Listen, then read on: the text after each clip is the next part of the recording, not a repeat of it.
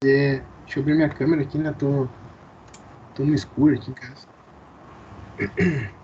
Obrigado, Rogério.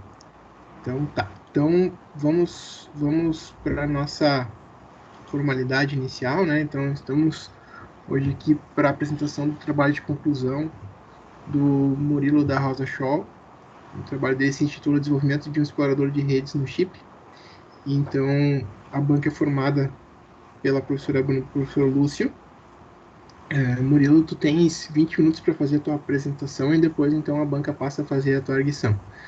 Eu vou ficar aqui, vou botar meu microfone no mudo e tirar a imagem aqui para não atrapalhar, que até minha internet está bem ruim de poder te escutar direitinho, tá bom? Então, uma boa apresentação. Tá. Posso começar?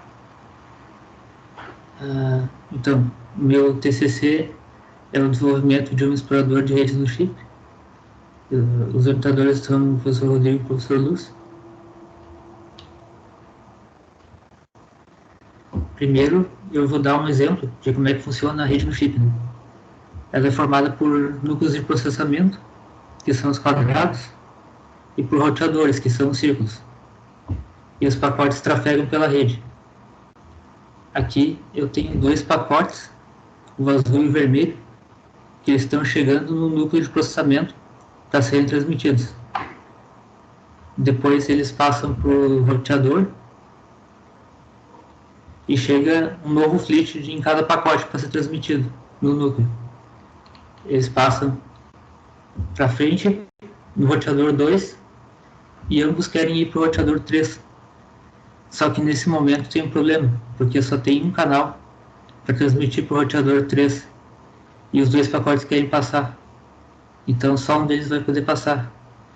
E outra coisa que está acontecendo aqui é que o pacote azul está chegando para ser transmitido. Então, o pacote vermelho recebe a preferência e passa, e o amarelo fica bloqueando a passagem do azul. Depois que o vermelho passa, o amarelo passa, e o azul pode seguir em frente.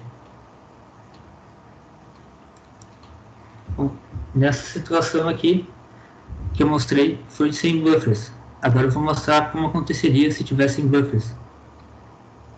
Naquele momento em que o pacote azul e o pacote amarelo e vermelho queriam ir para o 3, se tivessem buffers, o pacote vermelho ia passar igual e o segundo flit do amarelo poderia ir para junto do roteador 2, junto com o primeiro flit, assim liberando espaço do roteador 5 para o pacote azul passar. O pacote azul já poderia passar e ir para o seu destino, e depois o amarelo iria também. Então, nesse caso, o pacote azul sem os buffers demorou 8 ciclos para chegar no destino, e com buffers foram 6 ciclos. Agora eu vou falar dos algoritmos de roteamento, que são outra coisa que influencia no funcionamento da Nokia. Existe o XY, que é um algoritmo determinístico, onde os pacotes são transferidos primeiro no sentido horizontal, depois no sentido vertical. Também existe o modelo de voltas, o turn model, em que a ideia é excluir rotações. Existem 4 rotações no sentido horário e 4 rotações no sentido anti-horário. A ideia dele é pegar uma rotação em cada sentido e tirar ela fora. Assim não vão ser formados ciclos, porque os ciclos eles paralisam a rede. Só que tem um detalhe, eu não posso excluir 2 rotações que levam para o mesmo sentido, por exemplo, para a direção sudoeste, porque senão eu não vou levar pacotes para essa direção. E aí existe também o modelo de rotações par ímpar, que é um pouco mais complexo do que isso, porque algumas rotações são permitidas nas colunas pares e outras nas colunas ímpares. E tem também o Layard, que é um algoritmo híbrido entre o XY e o par ímpar. Aqui eu vou mostrar na prática como é que acontece, como é que funciona cada algoritmo. O roteador central de cada figura está mandando pacotes para os roteadores das pontas. E ali eu posso ver que no XY só tem um caminho para cada caso, para chegar até a ponta, porque ele é determinístico. Já nos algoritmos de baixo, que são do Turn Model, eu tenho várias opções de caminhos possíveis. E no par ímpar também tem várias opções.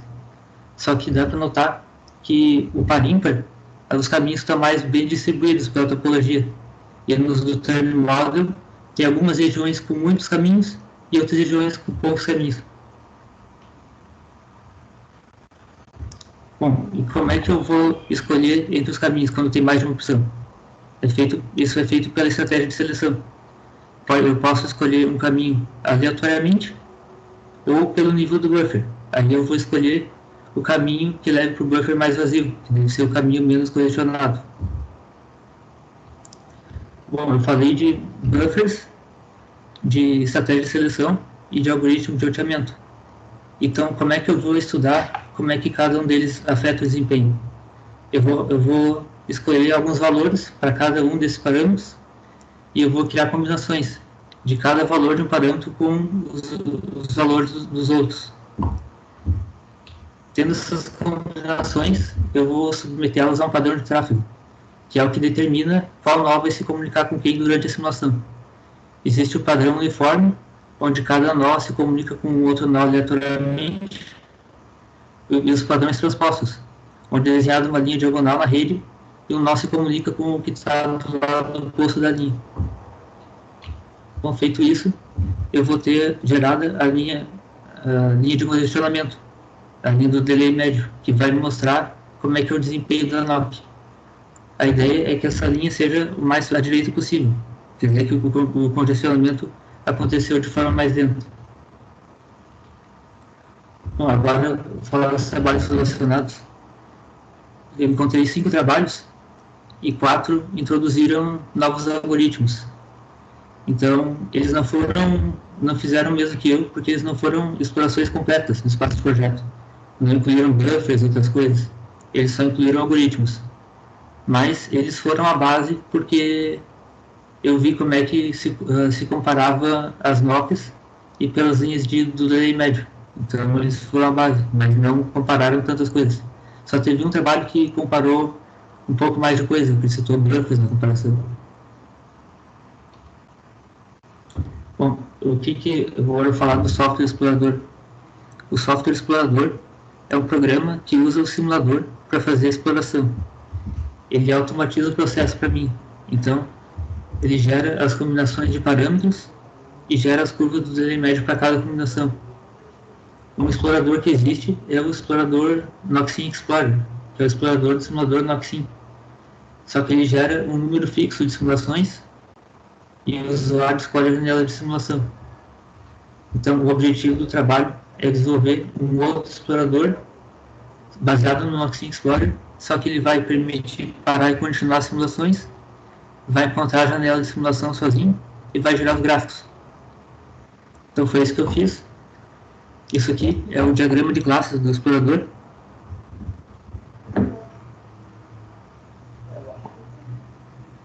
Eu me baseei na ideia de que tem várias combinações. As combinações ficam na classe banco de dados. Para cada combinação, eu tenho uma curva do delay médio. Essa curva fica representada pela classe dados. E para cada curva do delay médio, eu tenho diversos pontos de taxa de injeção. A classe ponto representa cada um desses pontos. E para cada ponto da taxa de injeção, eu tenho diversas simulações. Então, a classe resultado representa cada resultado da simulação. Aqui eu vou mostrar, eu falei da estrutura do programa, agora eu vou mostrar como é que é a função principal dele. No início dela, ele carrega o arquivo de dados. O arquivo de dados, ele tem linhas de dados e linhas de valores. Então, ele usa expressões regulares para identificar se a linha é uma linha de dados ou linha de valores. As linhas de parâmetros, elas são formadas por uma string seguida por um número, ou com underline, etc. Então, ele faz essa identificação. E as linhas de valores são formadas somente por números. Então, depois, ele carrega o arquivo de configuração, que vai ter os parâmetros que o usuário vai combinar. Depois, ele faz a combinação dos parâmetros. E aí ele vê se existe alguma combinação nova que ainda não tinha sido simulada, ele vai adicionar essa combinação no banco de dados. Depois, agora eu tenho um conjunto de simulações que saiu dos dados e que saiu da configuração. Eu quero simular somente as combinações que saíram da configuração, só que elas estão sem os dados. Então eu tenho que procurar no conjunto dos dados aquelas combinações que saíram da configuração e para mim pegar a versão com dados e simular ela, continuar simulando. Bom, feito isso, eu vou entrar em um laço, que é o que é executado durante a maior parte do tempo. Na primeira coisa que o laço faz é a geração de gráficos. Depois é usada uma roleta para selecionar uma combinação que tenha sido pouco simulada, porque na roleta, cada parte da roleta vai ter as partes maiores vão ser aquelas que representam as combinações pouco simuladas. Então eu tenho mais chance de selecionar uma combinação pouco simulada. Depois é feita a simulação propriamente dita.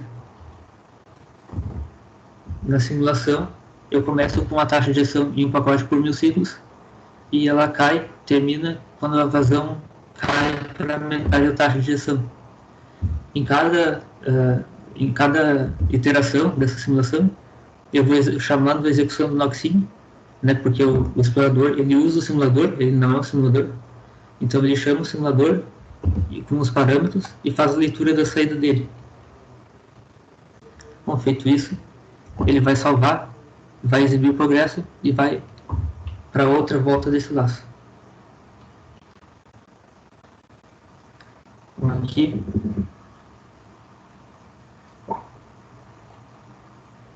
Aqui eu tenho alguns resultados, né?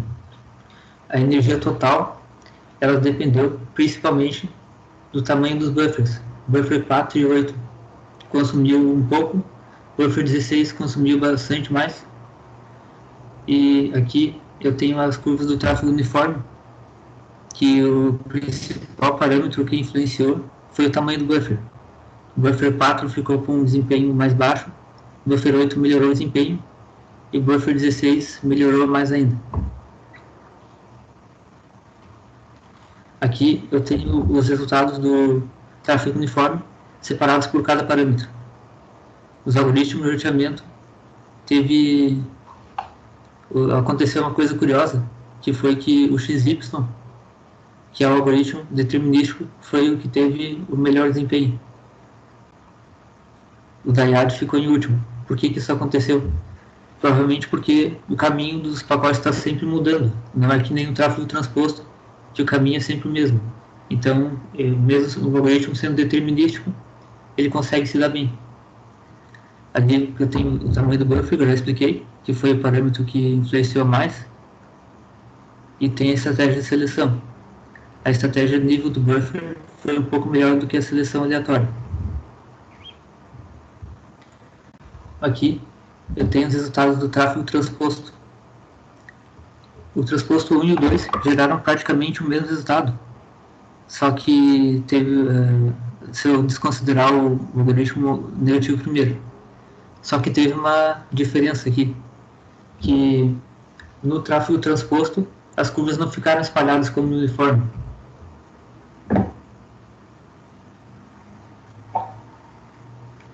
Elas ficaram bem juntas uma da outra, separadas pelo algoritmo de roteamento.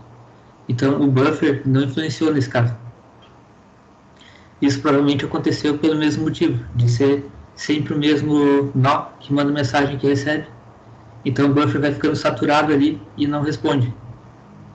E aí aqui o resultado do tráfego transposto ele foi mais condizente com a teoria, porque o XY, que é o determinístico, ele foi o que foi pior. Depois os do turn modo, que são adaptáveis, mas a adaptação é mais simples, não é tão bem distribuído, ficaram depois do XY. E depois veio o parímpar, que é o algoritmo com a adaptação mais bem distribuída.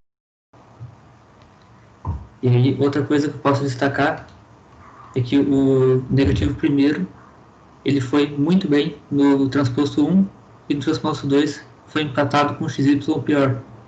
Isso aconteceu porque no transposto 1, a adaptação dele casa exatamente com o algoritmo, onde ele é bem adaptável, o transposto envia pacotes, transposto 1. E no transposto 2, aconteceu o contrário. Ele envia pacotes onde o negativo primeiro é determinístico, só tem uma opção em cada caso. Então, conclusões: o explorador permitiu fazer uma exploração do espaço de projeto, onde o Paripa se mostrou o melhor algoritmo, porque ele não teve as fraquezas que os outros algoritmos tiveram no tráfego transposto. O Buffer 8 foi mais eficiente, porque ele consumiu o mesmo que o 4 e consumiu bem menos que o 16. Só que o desempenho dele, obviamente, é melhor que o 4, então ele foi mais eficiente. E a seleção por nível do buffer foi melhor do que aleatório. E é isso que eu tinha para explicar isso aí. Tá, muito obrigado. Opa, eu vi que eu desliguei a luz aqui. Muito obrigado, Murilo, pela apresentação. Então, agora a gente passa para a lição da banca.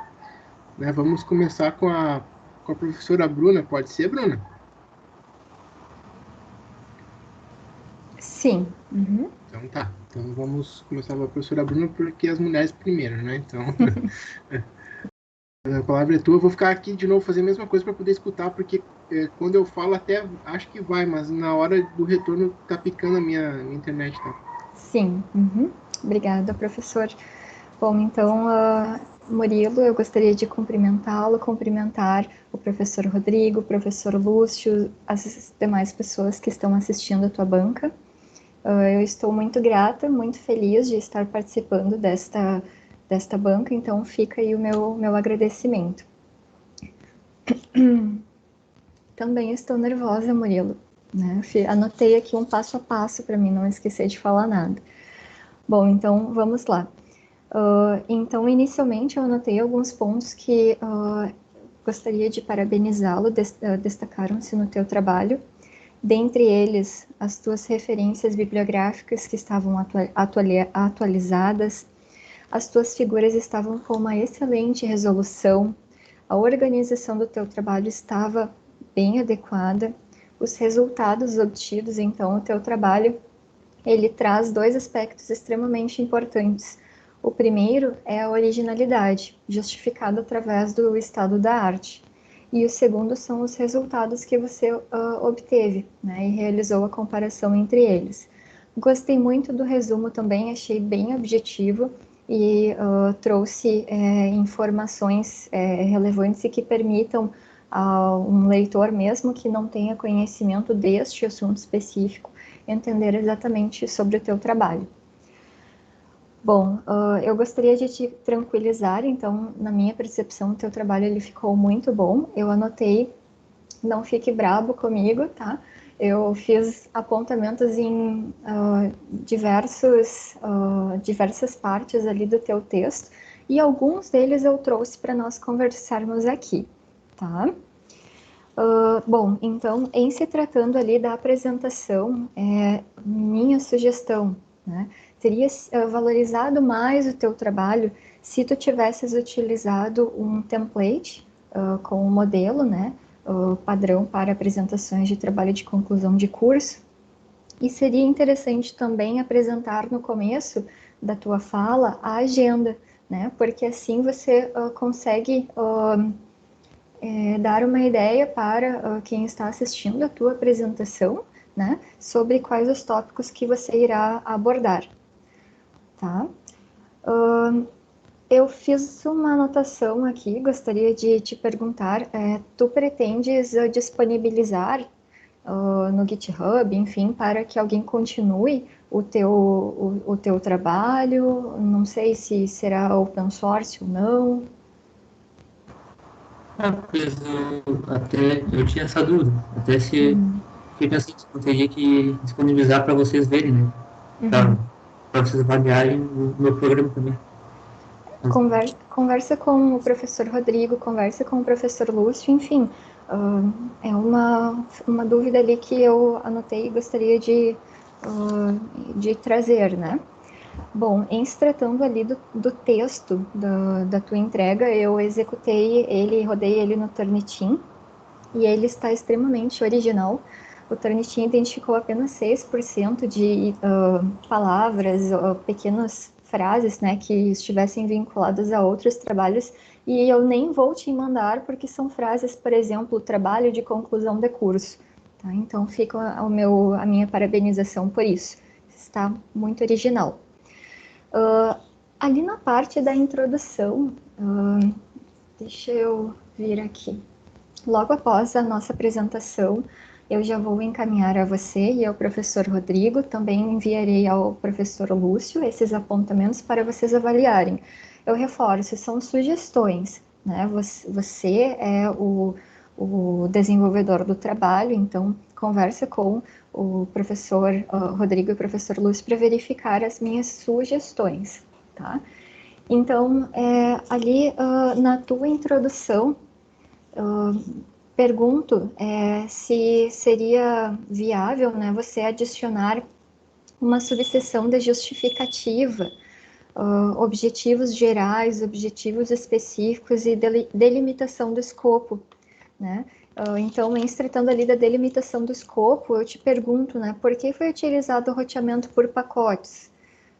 Não foram utilizados canais virtuais por quê? Né? Por que foram utilizadas tanta seleção aleatória e por nível do buffer? Então, talvez se você tivesse amarrado mais em uma sessão de delimitação do escopo, ficaria interessante, né? É uma sugestão, enfim, não sei o que tu tens a comentar sobre isso. Eu tentei fechar o texto assim, tirando fora o que eu não usei no trabalho. Eu ia falar de logs com roteamento por circuitos. Mas aí, como eu ia simular, eu cortei um monte de coisa fora. Então eu tentei amarrar ele, mas tem algumas coisas que ficou fora da amarração mesmo, essa parte dos canais virtuais. Né? Uhum. Inclusive no segundo ou terceiro parágrafo, no terceiro parágrafo da sua introdução, você menciona os objetivos específicos em um texto corrido. Geralmente são utilizados itens para identificar estes objetivos específicos. De novo, as minhas sugestões são apenas para, enfim, vocês avaliarem, mas para engrandecer o teu trabalho, tá? Também anotei aqui que em pouquíssimas ocasiões, mas eu percebi em algumas situações as figuras elas eram apresentadas antes da sua chamada. Então está marcado ali no texto, depois você dá uma olhadinha, é bem rápido de fazer esse ajuste, tá? Quando eu li o teu texto está bem a cara de um engenheiro de computação, está muito direto e facilitou muito a leitura, mas é uma sugestão, conversa com o professor Rodrigo e o professor Lúcio, então, para talvez adicionar um pouco mais de conectivos, para deixar ele um pouco mais suave, mais fluido, tá? A tua escrita ela é bem direta, e isso é bom, mas, enfim, fica aí essa sugestão, porque senão o texto acaba ficando talvez um pouco exaustivo, né? Se você não vai utilizando essas frases, essas palavras de conectivos para, enfim, ir levando, apresentando para o leitor a tua ideia. Mas, enfim, é uma sugestão, tá? Eu fiz algumas marcações de pontuação, depois você dá uma olhada no teu texto. Também recomendo ali na figura 10, você fazer o ajuste do tamanho da letra. A letra que foi utilizada, a fonte, ela está um pouco maior, bastante maior, né, do que o Arial 10, eu imagino, Arial 12. Então, só faz esse ajustezinho. Eu também recomendo aqui, novamente, para engrandecer o teu trabalho, Murilo. Tá? E eu gostaria, inclusive, que você mencionasse para nós quanto tempo, né? Qual foi o tempo que você utilizou aí para desenvolver este trabalho. Eu imagino que deve ter dado muito, muito trabalho mesmo, né? Então, gostaria que você falasse isso. Mas só para fins de sugestão, né? Peço que você revise ali no texto, eu marquei também algumas frases, talvez um pouco coloquiais, não está errado, mas já que o seu trabalho ele ficou muito bom, na minha opinião, e também é um trabalho de conclusão de curso, eu peço que você dê uma revisada. Por exemplo, não faz sentido. Por que não faz sentido? Justifique, né? Justifique qualitativa ou quantitativamente através dos seus resultados. Ou então, agora, isso eu vi muito no teu texto, agora não sei o quê, agora não sei o quê. Por favor, eu acho que eu marquei quase todos, então dá uma olhada e verifica se realmente você precisa de todas essas repetições, né? Outra expressão, incluindo outras coisas, está muito vago. Incluindo o quê? Outros parâmetros? Né? O que é, o que é, que é, o que é. Achei bem estranho, marquei ali também, depois você dá uma olhadinha. Houveram duas tabelas no teu trabalho, a tabela 1 e, se não me engano, a tabela 3. Minha sugestão é que elas fossem chamadas de quadro. Conversa com o professor Rodrigo, né, e com o professor Lúcio sobre isso. Eu também te pergunto por que você utiliza a expressão curva do delay e não curva de delay. Tem algum significado esse do, porque, enfim. Não sei, para mim, não pensei nisso. Eu acho que Tá. o mais correto seria de delay. Novamente, é uma sugestão, porque daí deixa um pouco mais vago, né? Mas conversa novamente com o teu orientador. Ali na seção 2.2, tá? E tudo isso que eu anotei está marcado no texto, fica bem tranquilo, Murilo. Gostaria de perguntar, então, para você, por que tu chamaste de trabalhos relacionados e não de estado da arte? O nome da sessão? Isso, aham. Não. Por causa do, geralmente, é related works, né? Uhum. Texto exclusivo, eu acho. Como tu estás, na minha opinião, né, conversa novamente com orientação, mas como o teu trabalho ele propõe você desenvolveu uma ferramenta de encontrar o ponto ótimo de diversos parâmetros distintos, né, em se tratando ali dos NOx. Eu acho que seria interessante, talvez chamar de estado da arte, né, mas enfim, conversa com a tua orientação. Também te pergunto por que não foi utilizada a seleção NOP no texto. Talvez tu tivesses até comentado, mas, enfim, não ficou claro. Eu ia tirar fora essa parte, que, no fim, é que eu não consegui usar porque não ia dar tempo mesmo de simular tudo. Sim, então, minha sugestão, adiciona essa frase, né, no texto, só para embasar. Então, devido aí ao tempo que você tinha para desenvolver o trabalho, não foi possível utilizá-lo, né? Ali na figura 14, eu não sei se tu poderias compartilhar conosco o texto, tu tens ele aí? Tem. É uma dúvida mesmo. Eu anotei aqui para nós conversarmos. A minha pergunta é se ele não deveria ser apresentada, né, esta figura na sessão resultados de discussão. Vamos ver aqui a figura. Deixa eu ver onde está ela aqui. Está lá na página 24 do teu trabalho. Eu estou compartilhando ele ou não? Não, ainda não estamos vendo. É, mas aqui. Não estão vendo a minha tela? Não. Então, tá. Vou ter que compartilhar de novo.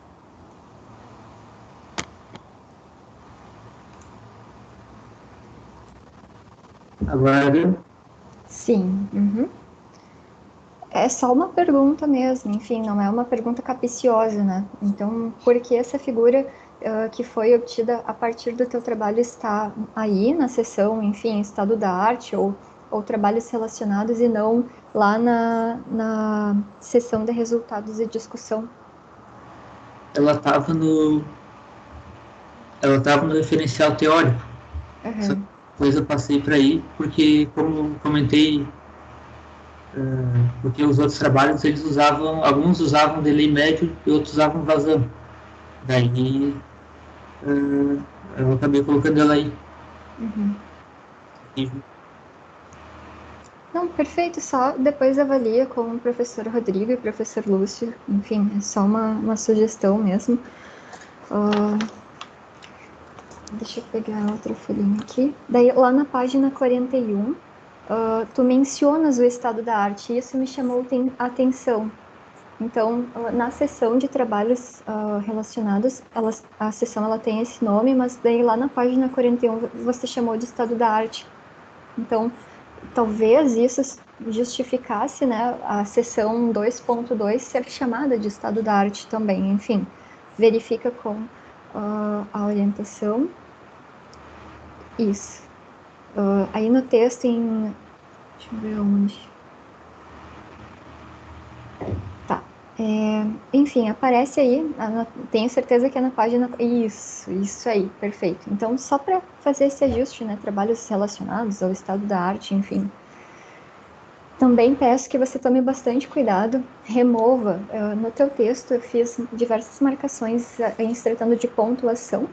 Então, quando você utiliza uma conjunção, enfim, você utiliza o e, né? Daí você não coloca vírgula. Então, dá uma olhadinha nisso e substitui as ocorrências do agora que o leitor foi apresentado a metodologia, serão, porque várias vezes aparece essa mesma frase no teu texto. Ali na conclusão, então, eu achei a tua conclusão muito bem escrita. Minha sugestão, para você valorizar mais o teu trabalho, sugiro fazer um parágrafo de fechamento que ressalte de que forma o teu trabalho pode ser utilizado como uma ferramenta de desenvolvimento, né? Ou mesmo de que forma o teu trabalho ele pode contribuir para a obtenção de parâmetros ótimos de roteamento. Então, só para engrandecer mais o teu trabalho. Enfim, seria isso. Muito obrigada, Murilo, professor Rodrigo, professor Lúcio. Logo mais eu te... Bruno. Obrigado pelas tuas colocações, sempre pertinentes. Muito obrigado. Então, agora a gente passa para a arguição do professor Lúcio, por favor. Então, boa tarde, Murilo, boa tarde a todos da banca, a todos os ouvintes também. Então, primeiro, obrigado pelo convite para participar da banca, né? Apesar de eu ter acompanhado o trabalho até certo ponto, né? Eu fiquei muito feliz, Murilo, em ver o trabalho, a forma como ele tomou, a forma final como ele tomou, né? É um assunto, como já foi destacado, é um assunto muito relevante, né? Existem poucas pesquisas, poucos desenvolvimentos atuais que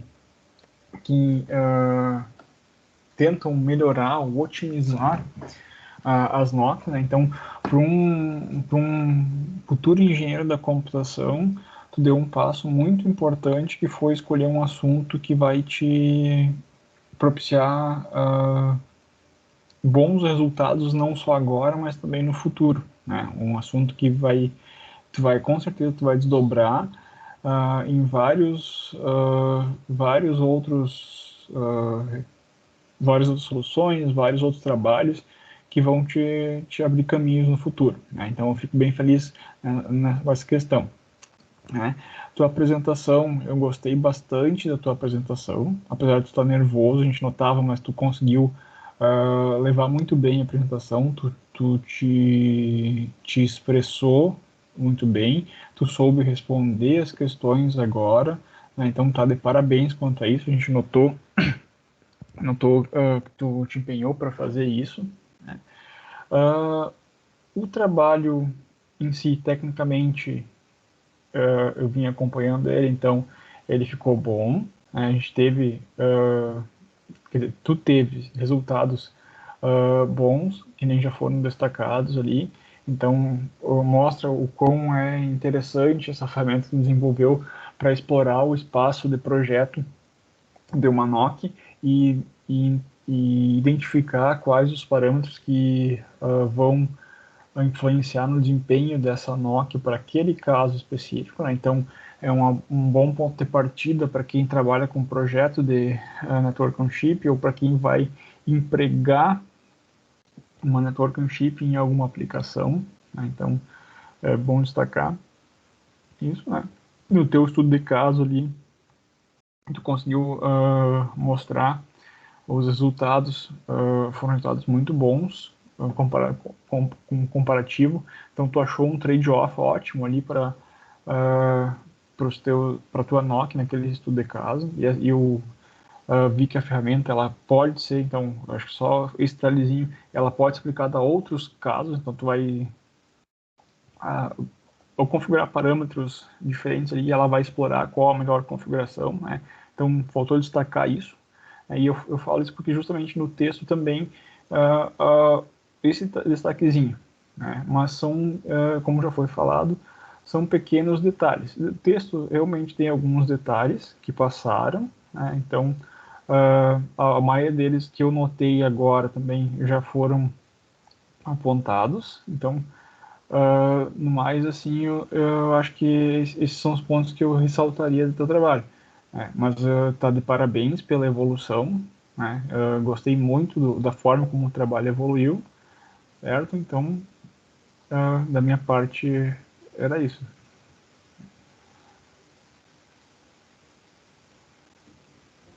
Meu mouse está acabando a pilha. Então tá, muito obrigado, Lúcio, pelas